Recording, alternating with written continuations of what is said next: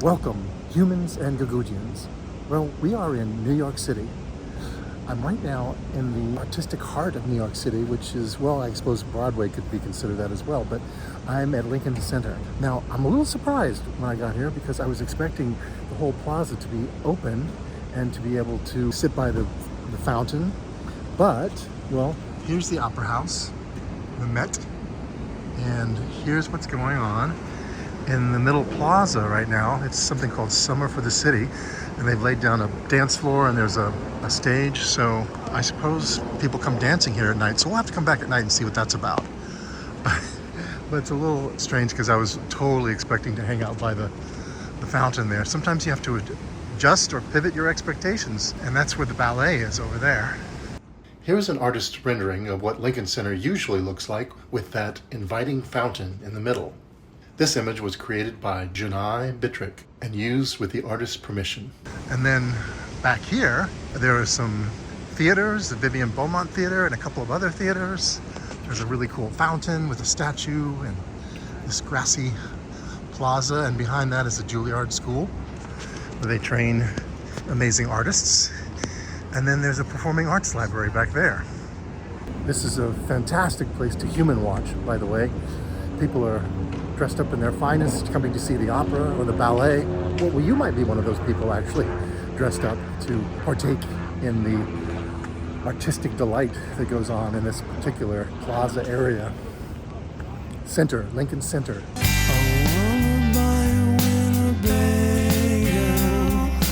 Get out of here to where the weather is clear. We'll take some coffee and some bagels and get out of here to where the weather is clear. It will be good for my lumbago.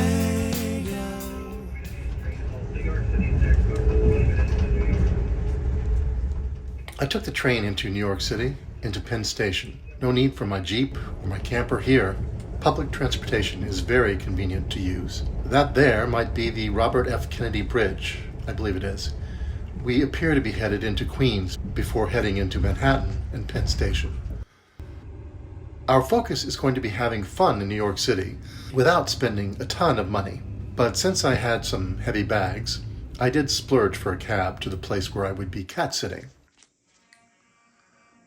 My hosts, Jenny, Aldo, and Cat Taco, are very musical and artistic. We'll be visiting with them a bit next week. Well, the architecture in New York City is simply splendid. A lot of what we'll be doing in this episode is building watching.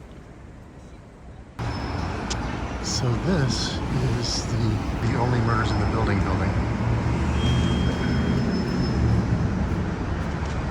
It is a huge building. Takes up like a whole city block, seems like. Beautiful courtyard in there. Private courtyard.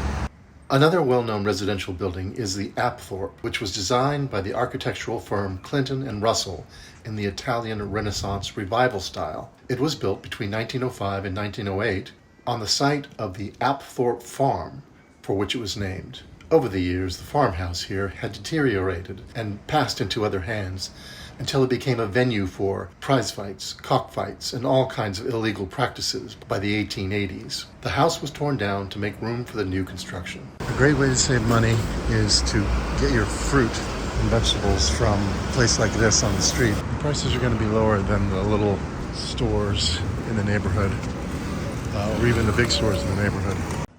The Hotel Belclair was an apartment hotel built between 1901 and 1903 and was designed by architect Emery Roth. It is considered to be in the style of Art Nouveau and Secession. What is an apartment hotel? A place that uses a hotel booking system, similar to renting an apartment, but one can check out whenever one wishes after a minimum stay.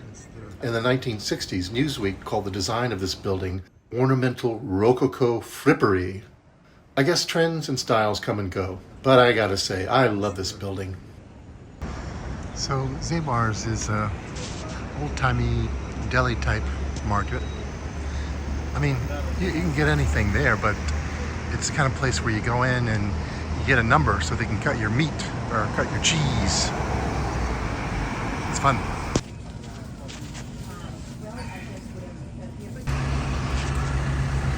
Here's a building I really love. Look at the details on this one. The Ansonia used to be the Ansonia Hotel. It was created by French architect Paul-Émile Dubois in the Beaux-Arts style. Built between 1809 and 1903. Seems like everything up here was popping around then. It used to be that apartments were for the working class, but by the end of the 19th century, they also became very popular with the upper and rich class. Now real estate in New York is super expensive. A lot of famous people have lived here in this building, including Babe Ruth and Angelina Jolie. If you're traveling here on a budget and you need to save some money on food and you don't have particular food needs that you need to worry about, there are bargains to be had. The pizza in most places is going to be good here in New York, but when I find something really good, I'll let you know. Gray's Papaya on 72nd and Amsterdam, or Broadway also, is a great option. When you're hungry or broke or just in a hurry, Gray's Papaya. That's what it says. The special is usually the 2 hot dogs and a papaya juice. So we're just going to eat here on this little table. We got the papaya juice, and we got the hot dog. We got the onions, the sauerkraut, and the mustard. The onions are in kind of a red sauce.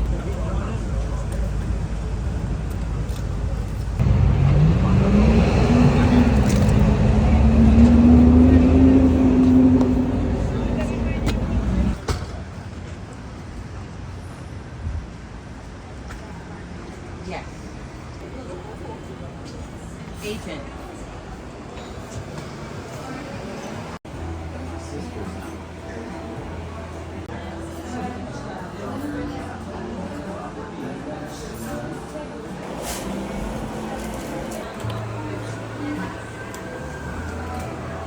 Well, it was $4.50 for the scone, $10 for the cake, but that was a splurge for me. But it looks amazing. Really looks good. I am also near Central Park, and that is so awesome to have that resource so nearby when you live in this neighborhood and you just come over, walk a few blocks to this huge park that goes up for many blocks. We'll take a bike ride later on through the park with our hostess Jenny before she leaves. This is the Dakota building where John Lennon lived. Beautiful building, isn't it? John Lennon is so famous as a songwriter and musician, I hardly need say anything about him. He's even famous on planet Gugu-Gee. And if you go right into the park here at the Dakota building, you should be able to see Strawberry Fields, which is a monument to John Lennon. I heard someone singing a Beatles song a moment ago.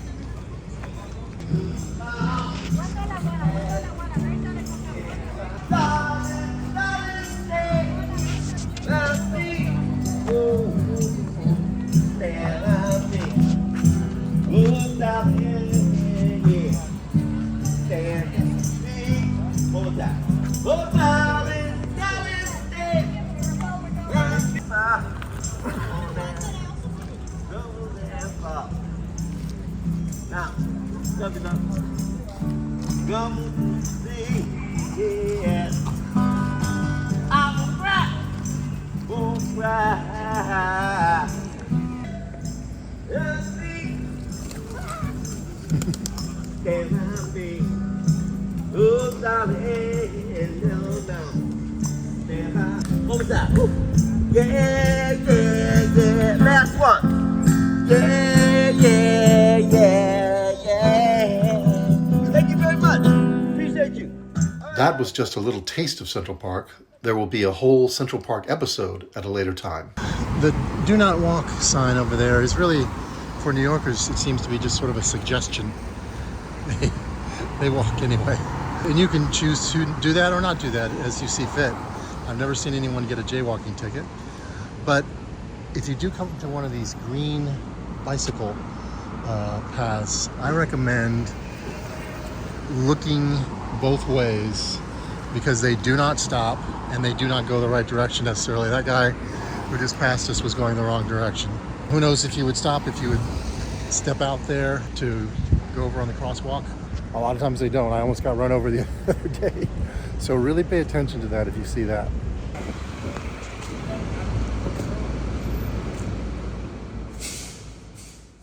John Lennon died tragically at the age of 40, and it's sad to think about all the music that might have been.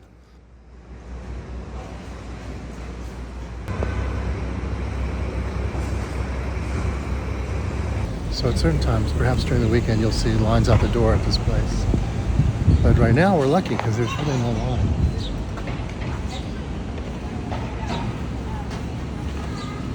Just a small one. Hi folks, step all the way in, so going on the stairs. All the way in, down to the right. Thank you. I appreciate it. We're out. There you go, you're all set. Have a great day.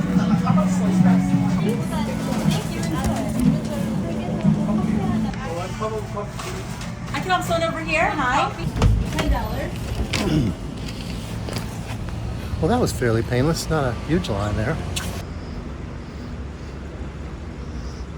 So, assuming that I pace myself, I now have sweets for several days. Museum of Natural History takes up several city blocks. It's right there. It's a beautiful structure, and it has all kinds of fantastic exhibitions, dinosaur bones, etc. Planetarium. Planetarium looks beautiful lit up at night. I'll try to see that at night. So this is interesting. There's a comedy club here on the Upper West Side at 78th Street, just off of Broadway. And this building here, see where that grate is? That's where the building ends. So the other building is cantilevered over this smaller building. And I guess, you know, if someone owns that building, they can sell the airspace above. In the history of this building, it used to have a small off-Broadway theater up there on the 3rd floor, but alas, it is gone. So we are cat sitting on the Upper West Side. It's a beautiful area. I really love it here. Buildings are gorgeous. And there's other areas that have these beautiful brownstones. I'm staying in the brownstone. And there's a lot of stimulation going on. You can hear the sirens and such. So maybe that's not for everybody, but I find it quite thrilling today.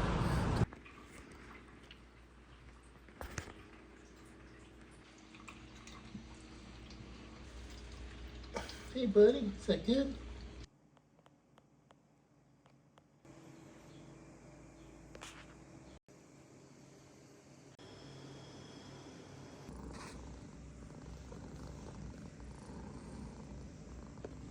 Got my little buddy. So I'm going to show you something here that I think is really beautiful. This is on 81st Street. It's the planetarium. See if we can get a good view somehow through the trees. It's got that purple, blue mostly color. That's just gorgeous. Let's see if there's a better view from over here. I just love this at night. I just think it's so gorgeous. It's one of my favorite colors. And, you know, that shined on this sphere within a cube.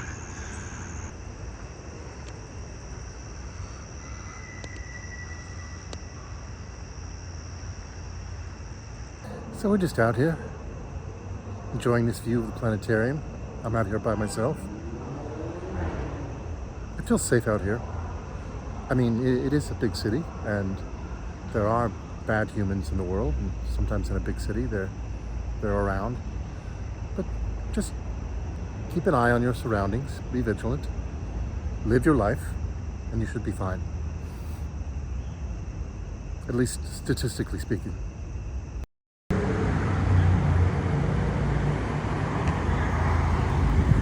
I wasn't sure if COVID would have sort of ended the 24-hour restaurant here in New York City. So I know a lot of restaurants are cutting back and so forth. But good to know here on 82nd and Broadway. Seems to be an all-night diner. And they're still serving.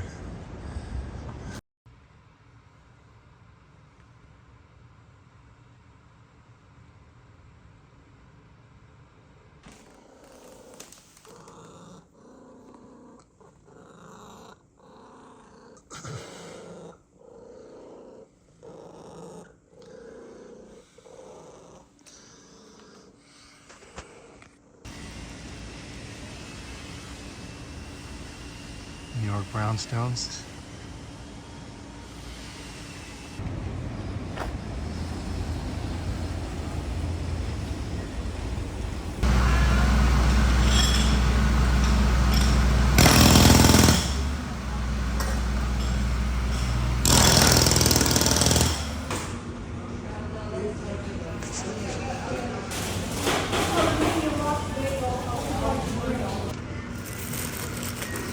While the thrust of my eating suggestions have been all about budget, obviously, if you want to spend money on food in New York, so many places, so many great places to eat. I'm not going to name them all, but there's a bunch on the Upper West Side. Look at these roofs here. 76th and West End. Pretty, all of them. There's like 4 or 5 in a row. They're just really pretty. Tracks back and put a break in the line of the one that I wanted to exploit.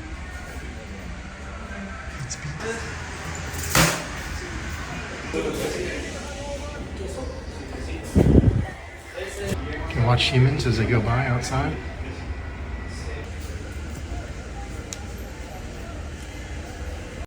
Alright, so you remember earlier we came to Lincoln Center and they had the whole center section where the fountain is blocked off for some sort of dance party with a stage. Well, here we are on a Saturday night. We're gonna check out what the dance party's all about. Looks pretty cool. Crowd cheers. I love these colors. I'm hoping we'll see some humans really dressed up. That will be cool.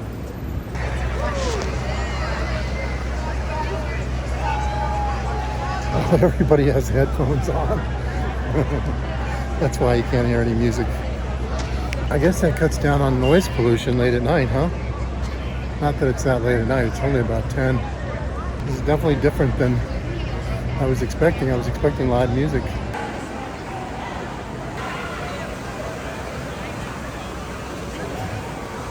I like that dress that she's wearing, the red cap. There's a DJ, and only they can hear him.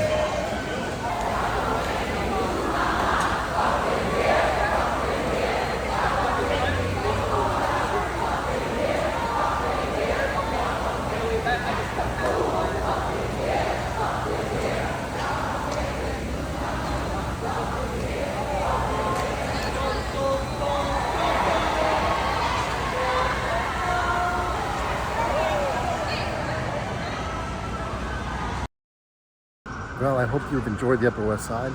I've just given you a little taste. There's so much more. There's a whole other park on the west side of the West Side, along the West Side Highway, on the west side of the island, called Riverside Park, which is fantastic. And we gave you a little taste of Central Park, but there's a whole Central Park episode coming soon, which will go into a lot more detail. Anyway, I will see you next week. By the way, very quickly, if you like the show, consider Buy Me a Coffee to help support the show. Buy Me a Coffee is a great way for creators and artists to accept one-time support or membership ongoing from their fans for the price of a coffee. Go to buymeacoffee.com/BrainFire to help the show. Thank you.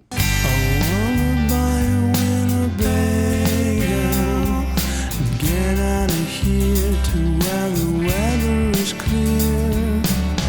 We'll take some coffee and some bagels and get out of here to where the weather